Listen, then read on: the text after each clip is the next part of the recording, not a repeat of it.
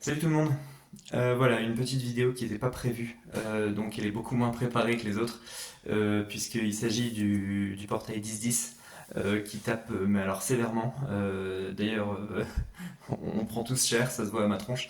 Mais depuis ce matin, on me taraude et j'ai fait un lien qui est quand même hyper intéressant et je voulais partager ça avec vous. Donc, aujourd'hui, c'est le portail du 10-10, donc du 10 octobre. Je me suis pas mal renseigné sur le sujet. Donc, ce portail, il sert à quoi? Donc, je vous dis, c'est pas préparé, donc je le lis.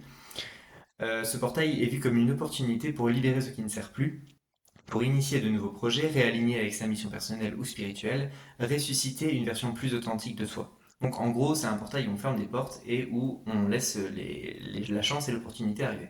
Évidemment, quand on parle de portail, on ne parle pas d'une grosse porte en chaîne qui va arriver dans votre salon.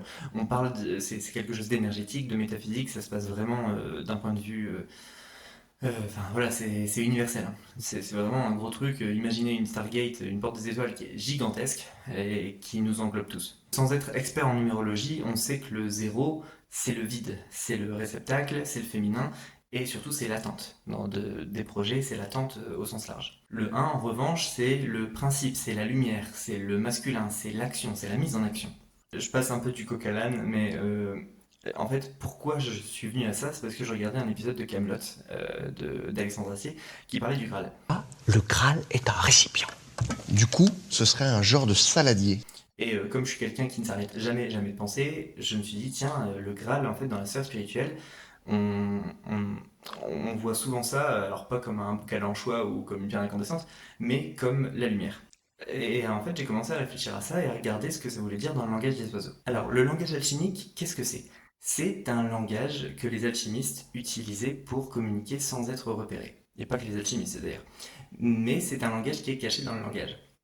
Aujourd'hui, sur les réseaux sociaux, on voit énormément de posts sur le langage alchimique des oiseaux pour les choses qui sont les plus faciles à repérer. On va prendre les copies conformes, la magie, ou alors universelle. Mais en soi, quand on s'y connaît un petit peu dans le langage des oiseaux, alors je prétends pas m'y connaître, mais voilà, moi j'ai fait un petit peu mes recherches, c'est beaucoup plus profond, beaucoup plus précis que ça. Et en fait, on a des milliards de possibilités pour un seul mot. Mais généralement, ce sont des milliards de possibilités qui tournent toujours sur le même exemple. Et donc, je me suis renseigné sur le mot Graal. Donc, moi, ce que j'ai pu trouver, c'est que Graal, ça se modifie surtout en trois parties.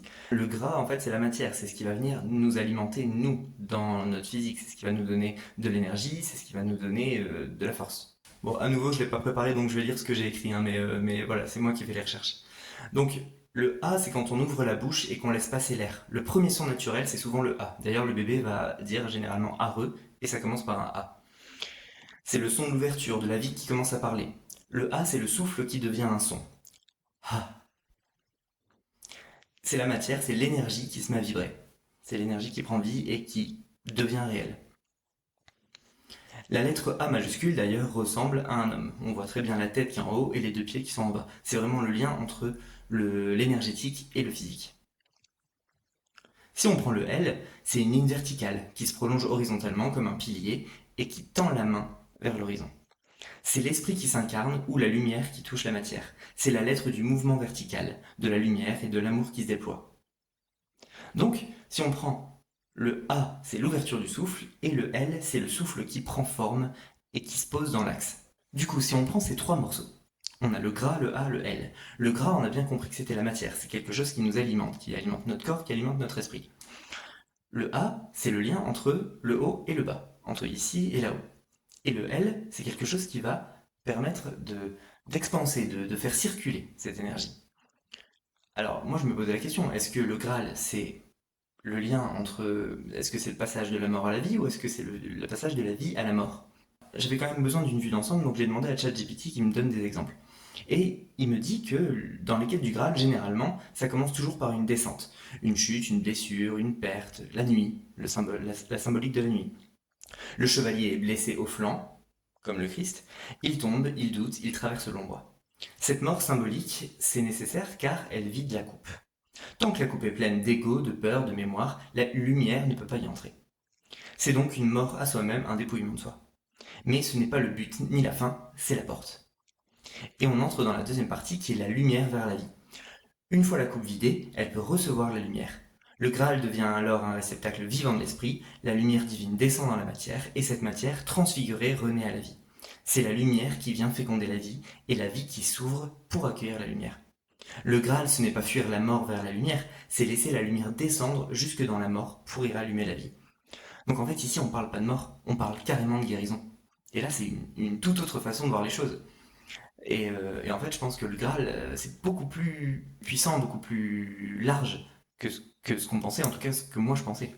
Donc la guérison, c'est le moment exact où la matière blessée laisse passer la lumière, quand il y a transmutation, quand il y a cicatrisation. Pourquoi je parle de ça? Parce que là je parle un petit peu dans tous les sens, mais en fait, il y a une suite logique dans ce que je raconte. Si je reprends le début de la vidéo, quand je parle du portail, qu'est-ce que je dis? Ce portail est vu comme une opportunité pour libérer ce qui ne sert plus, pour initier de nouveaux projets, réaligner avec sa mission personnelle ou spirituelle, ressusciter une version plus authentique de soi. Donc si ce portail du 10 octobre, du 10-10, donc 1-0-1-0, vie, mort, guérison, blessure, la lumière qui entre dans le vide, et si tout ça c'était en fait une sorte de Graal énergétique, de Graal qui vient tous nous permettre de guérir, bah là on le voit différemment. Alors évidemment guérir c'est pas forcément facile, mais je trouve que c'est une théorie qui est vachement intéressante, et voilà, je voulais la partager. Bonne journée.